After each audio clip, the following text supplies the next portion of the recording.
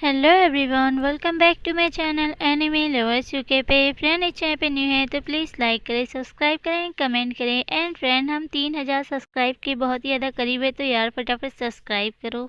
तो आज हम एक्सप्लेन करने जा रहे हैं rise of the unfavourite princess chapter 67।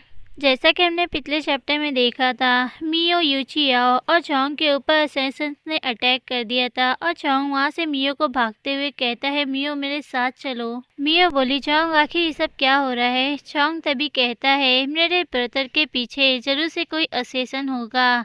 जब भी वो एस्ट्रल हाउस आते हैं उनके पीछे हमेशा कोई ना कोई घात लगा के असैसिन बैठा रहता है और उन पे अटैक करने का मौका ढूंढता है। और वो मियो को ले जाते हुए एक सीक्रेट रूम में बैठा देता है और वहां से जाते हुए कहता है, मियो तुम इस सीक्रेट रूम के अंदर ही रहना, तुम बाहर मत आना।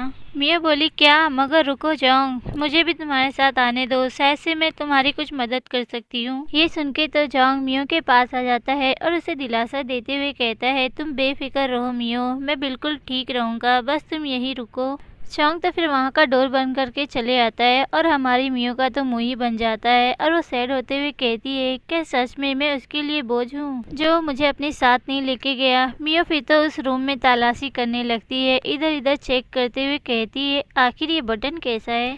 मियो तो फिर इसको देख के काफ़ी ज़्यादा एक्साइटेड हो जाती है और उस बटन को दबाते हुए अपने मन ही मन कहती है, ये तो एक बटन है, सच में टेलीविज़न शो कभी झूठ नहीं बोलता। और मियो जैसे इस बटन को दबाती है तभी एक सीक्रेट डोर खुल जाता है और मियो तो उसको देख के काफ़ी ज़्यादा एक्साइटेड हो जाती है और उसकी आंखें भी चमकने लग जाती है और कहती है, देखो ये तो एक सीक्रेट रास्ता है और सच में ये प्राचीन लोग वो बहुत ही ज़्यादा प्रतिभाशाली होते हैं। मियो हमारी बिना टाइम गवाए कैंडल ले लेती है और इस सीक्रेट रूम में जाते हुए एक डोर के पास रुकते हुए कहती, एक डोर?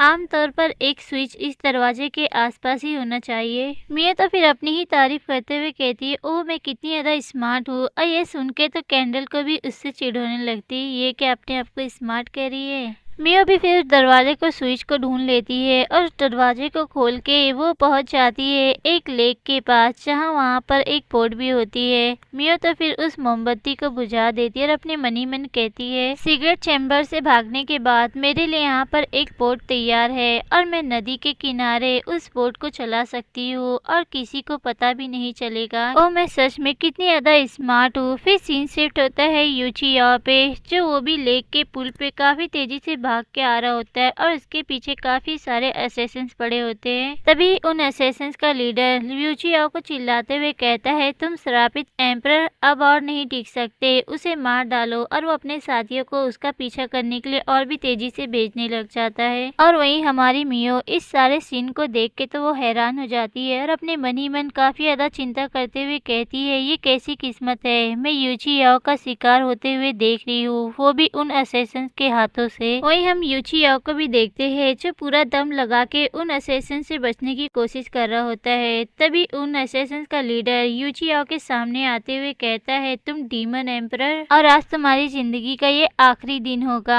उन लोगों की बात सुन के तो यूचियाओ भी उन लोग को देख के हंसते हुए कहता है, अगर तुम कर सकते हो तो मुझे दिखाओ, मुझे उम्मीद है कि तुम जैसे कमजोर लोग मेरी जान कैसे ले लेंगे। वहीं हम मियो को भी देखते हैं जो उन असैसिन को देख के दीवार के पीछे छुप जाती है और अपने गालों खजाते हुए अपने मन ही मन कहती है, अरे वो इतना घमंडी क्यों लग रहा है, माना कि यूचियाओ वो गिरा हुआ व्यक्ति ही नहीं है। वहीं हम यूचियाओ को भी देखते हैं जो काफी ज्यादा थक चुका होता है और हाफते हुए कहता है, प्रिंस लियांग ने मेरे आसपास जासूस तैनात करने के लिए बहुत ही ज्यादा मेहनत की है और क्या वो सचमुच मानता है कि मुझे इसके बारे में कोई जानकारी नहीं है। ये सुन के तो मियो फिर से अपने हाथों को हवा में हिलाते हुए कहती, अरे डॉग सेखी बगाना बंद करो, देखो तुम अभी कहाँ पर हो, तुम बस अपनी गलती मानना नहीं चाहते। मियो फिर तो यूचियाओ के बारे में सोचते हुए अपने मन ही मन कहती है, ऐसा लगता है कि यूचियाओ की एम्परर की लाइफ वो बिल्कुल भी अच्छी नहीं है और इंपीरियल कोर्ट में चांसलर यांग वो उसका सत्ता जीतना चाहता है। अब ये राजकुमार लियांग उसकी जान लेना चाहता है। क्या हो रहा है आखिर यूचियाओ के साथ। वहीं हम दूसरी तरफ यूचियाओ को देखते हैं जिसके ऊपर एक असैसिन अटैक करते हुए कहता है, डीमन एम्परर तुम हेल में जाओ।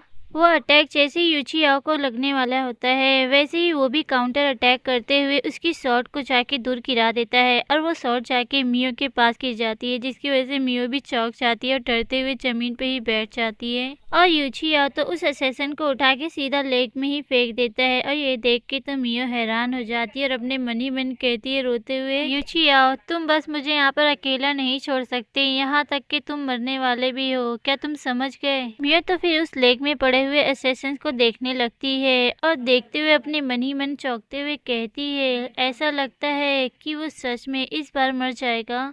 मियो भी फिर उसी शॉट की तरफ आगे बढ़ जाती है और उसे देखते हुए अपने मन में कहती है, मैंने तो सिर्फ हमेशा टाइम ट्रेवल के बारे में ही सोचा है ताकि कभी भी ये महसूस नहीं किया कि मैं इस दुनिया से जुड़ी हूँ। मियो फिर अपना हाथ उस शॉट को लेने के लिए आगे बढ़ाती है और फिर अपने मन में कहती है, मैं हर दिन यही प्रे करती थी कि यूचियाओ वो जल्दी ही मर जाए। मियो तो फिर इस शॉट को हाथ में ले लेती है और सबके बारे में सोचते हुए अपने मन ही मन कहती है, मैं ये अक्सर कहती थी लेकिन अगर यूचियाओ सचमुच मर गया तो मेरे आसपास के सभी लोगों का जीवन वो बहुत ही ज़्यादा खतरे में पड़ जाएगा और वो सभी काफ़ी ज़्यादा दुखी हो जाएंगे। मियो तो फिर शॉट को लेके भागते हुए उन असैसिन की तरफ बढ़ जाती है और अपने मन में कहती है, उनके लिए यूचियाओ मर नहीं सकता। वहीं हम यूचियाओ को भी देखते हैं जिसकी हालत काफी ज्यादा खराब हो चुकी होती है और वो काफी ज्यादा हाफते हुए अपने मन में कहता है, धिक्कार है ड्रैगन गार्ड, वो अभी भी यहाँ पर नहीं है, मैं अब और नहीं रुक सकता। फिर तो यूची को सारे असैसिन घेर लेते हैं और उसे देखते हुए हंसने लगते हैं। तभी पीछे से हमारी मियो एंट्री करती है जो काफी तेजी से दौड़ के आने लगती है और असैसिन भी उसे देख के कंफ्यूज आते हैं, आखिर एक लड़की यहाँ क्यों है। और वहीं हम मियो को देखते हैं जो रोते हुए अपने मन ही मन कहती है, ओ मैंने उस शॉट को फेंक दिया और सड़क पे से ही इस डंडे को उठा लिया,